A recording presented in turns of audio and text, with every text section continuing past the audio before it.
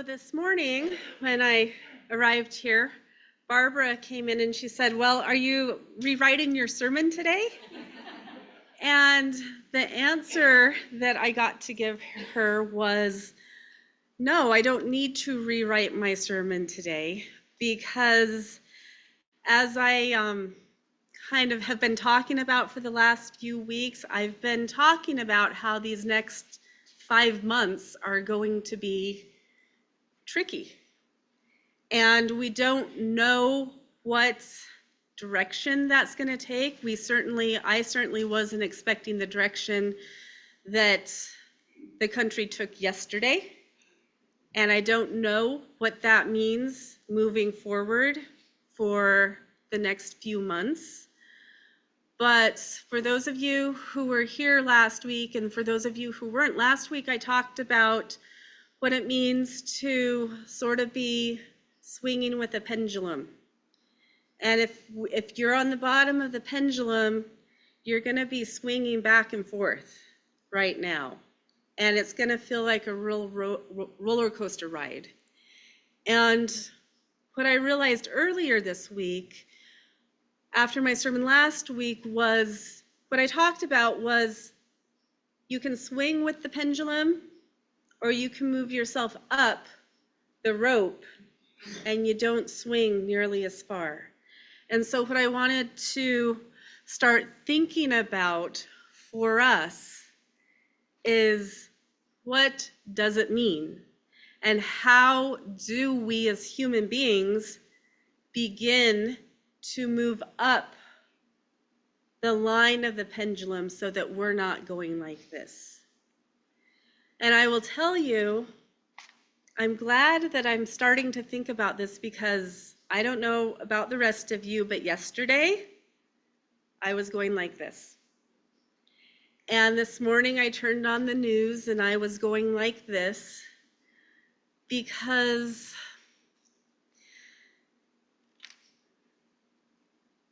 kind of like what we talked about in our centering words, there are so many people that want to tell us what reality is.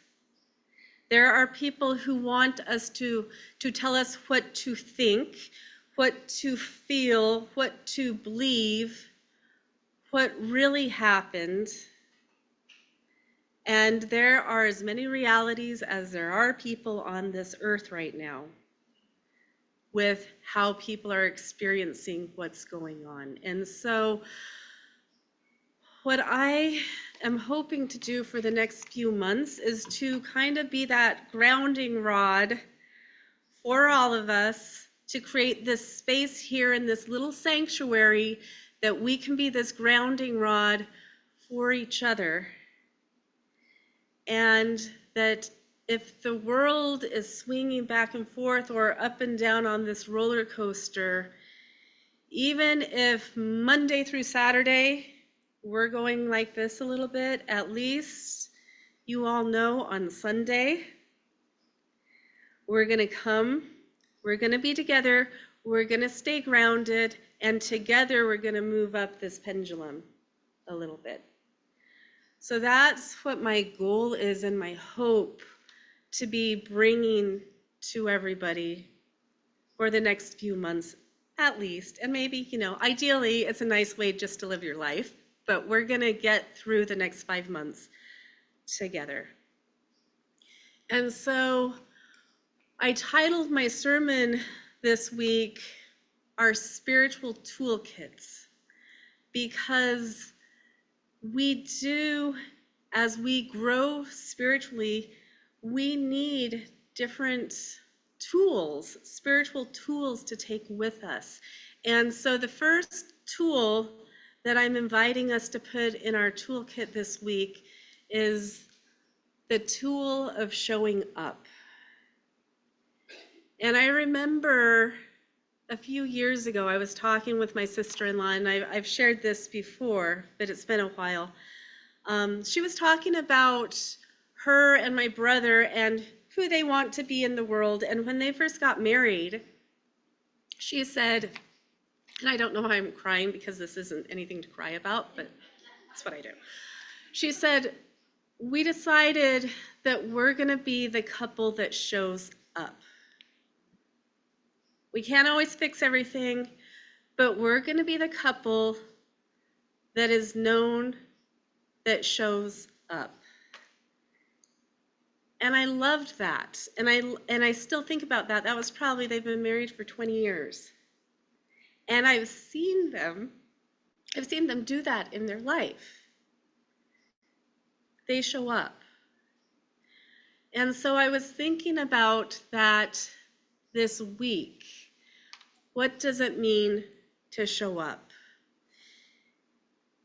And I'll share with you a little experience I had this week of what it means for me to show up. I went to Durango on Thursday, and then there was a CIRC meeting. CIRC stands for Colorado Immigration Rights Coalition, and the Unitarian Universalists of the Grand Valley is a voting member of CIRC. We have been for many years. I think Dwayne Carr used to quietly pay our membership dues many years ago, and so we've been a member for a long time.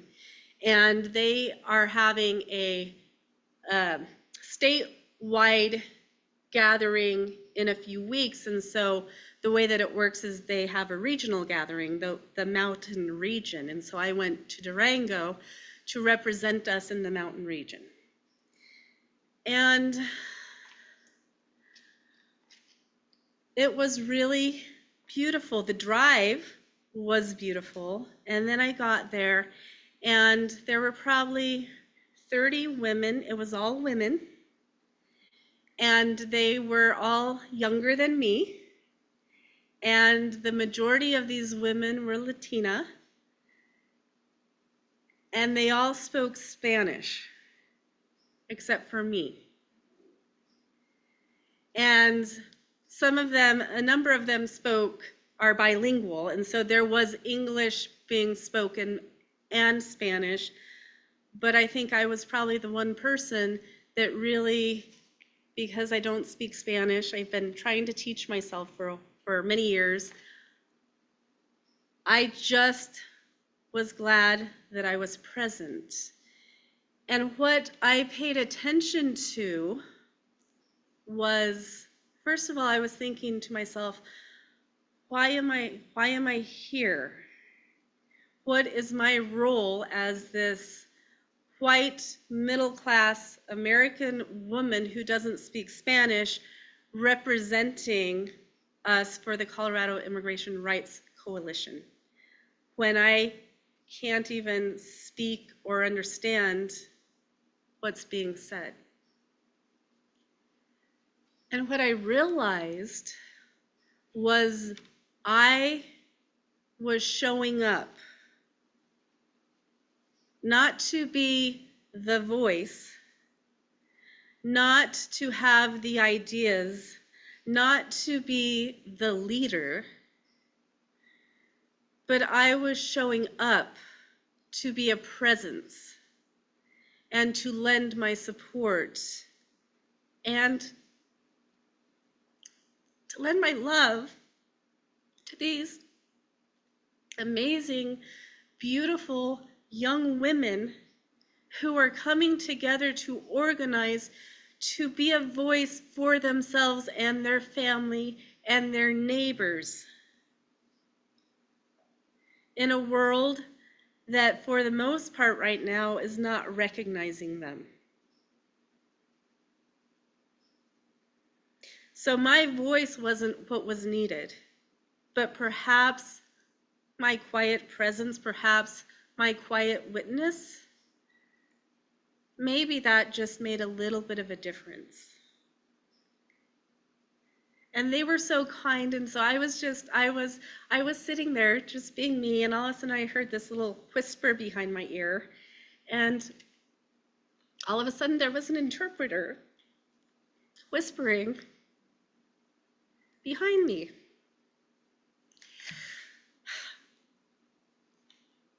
That's called welcome. And it was quiet, and it was gentle, and it was just so kind.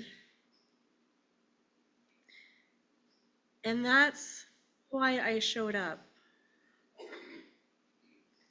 It wasn't about me, but it's about who are we going to be in the next few years, in the next few weeks, in the next few months. Who are we going to show up for? What are we going to show up for? And one of the young women, a lot of these young women were from Durango, and she was talking about how she has a house cleaning business, and she had spent 8 hours working with this realtor to clean this house that was going up for sale, and she was supposed to get paid $400, and the owner of the house called her and said, "No, you didn't do a good job, we're not paying you." And this is what is happening here in Western Colorado, because she was on the other end. I was in that room not being able to speak Spanish. She was in that room not being able to speak very good English. And she was being taken advantage of. And she didn't have anywhere to go because the realtor that she works with didn't advocate for her. And so who's going to advocate for her? The people who were going to advocate for her were in that room. Were the other women who have been learning how to advocate for themselves and come together and stand together and advocate for each other.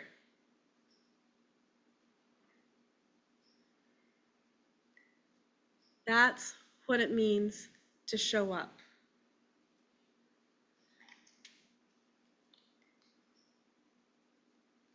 So when you hear, that the Unitarians that were part of the Hispanic Affairs Project, or we're part of CIRC, or we're part of Given, Grand Valley Interfaith Network, part of Together Colorado.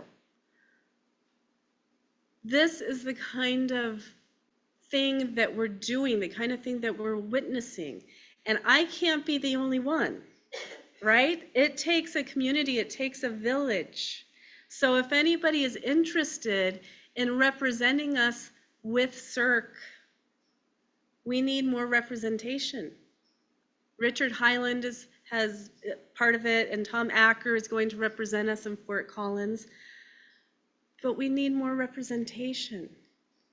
And so my invitation for all of us, and it's a continuation of what I talked about last week and the week before, where in your life might you be willing and able to show up? And showing up, we can't, any one of us can't show up everywhere, right? When I was thinking yesterday, I was like, okay, well, look at this world, like what needs to be done? And I wrote down, we have, where do I show up? Like I work with chaplains, I do this ministry, but we have a homeless population, we have teens struggling with LGBTQ issues, we have the election, we have the environment, we have people that don't have enough water, we have people who are aging, we have people struggling with mental health issues, we have people struggling with grief and loss, we have people trying to find their voices. If one person thinks that they have to do it all, it becomes overwhelming. Because one person can't do it all, and then, I don't know, it may just be me, but when I try to do it all, I get overwhelmed and then I shut down. But one person doesn't have to show up everywhere. I haven't counted, but I think there's probably maybe 60 of us in the room right now. And there's a number of us on Zoom. That's a lot of showing up. And the good news is you can show up where in places where you want to be. You don't have to do everything. But what are you passionate about? Are you passionate about wanting to make this world a better place for children? Are you passionate about wanting to be an advocate for the LGBTQ community? Are you passionate about the environment? Where are you passionate, and then where can you show up? And I'll tell you, here's the other thing that I learned on Friday. You don't have to show up perfectly. I was by no means perfect. I didn't even know if I was needed or if I belonged. But what I did know is that even if I felt like I didn't have a lot to contribute, I could show up, I could make eye contact with people, I could generate a smile, I could let people know that they are valued and welcome just by my presence. It can be that simple. It doesn't have to be complicated. You don't have to save the world. You just maybe have to show up a little bit. I shared with you all a book that I've been reading by Clarissa Estes Pinkola, and I think I said her name right. I may have gotten that a little backwards. The Power of the Crone. And I love what she said in one of her chapters. She says, "So when people say I'm stuck and I am not able to go forward, and no matter what I've tried, nothing has worked, I'll say, well, try something else. The answer to nothing works is try something else. The answer to there's nowhere to go is to go a different way. The answer to there's nowhere to go is to go a different way. The mind has incredible magnitude for incredible ways to go forward."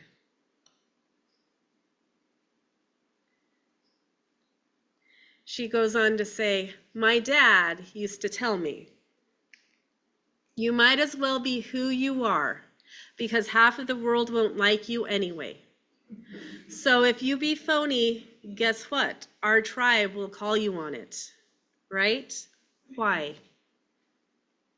Because we love you. Because we care that people be real, that they not be in an iron cage around their roots. And if you be real, we will know you when we see you. And then you will be someone who you won't always be everybody's cup of tea, but that's all right.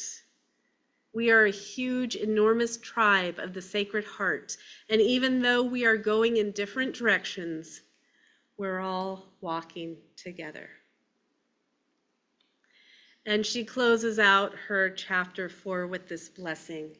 And it's a blessing to her listeners, and so I will share this blessing to all of you. She writes, "There is a blessing on you. Forget being sedate. Think generate instead.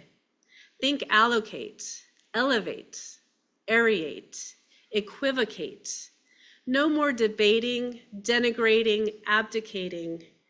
Think luxurious, not penurious. The roots have to spread out to find nourishment. No welded philosophical or paper cages allowed, or else life breaks off in the first wind. Long and deep roots underground and topside. The time we go out on a limb is ever now. If you want life and you want a life, where else are you going to go except out on a limb? I'm going to say that again. If you want life and you want a life, where else are you going to go except out on a limb? It's the only place that luscious fruit grows. So go now, and bring us back an armload of story. With that, I say, let us sing. Number 1017 in your teal hymnal, we are building a new way.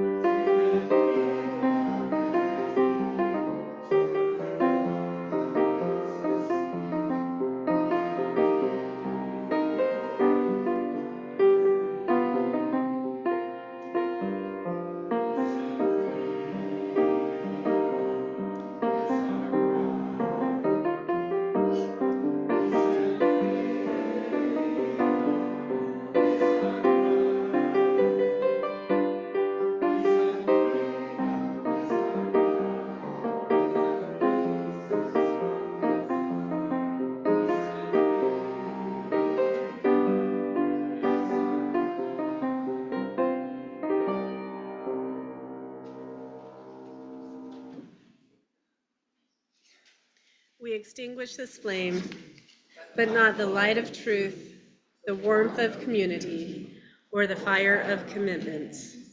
These we carry in our hearts until we are together again.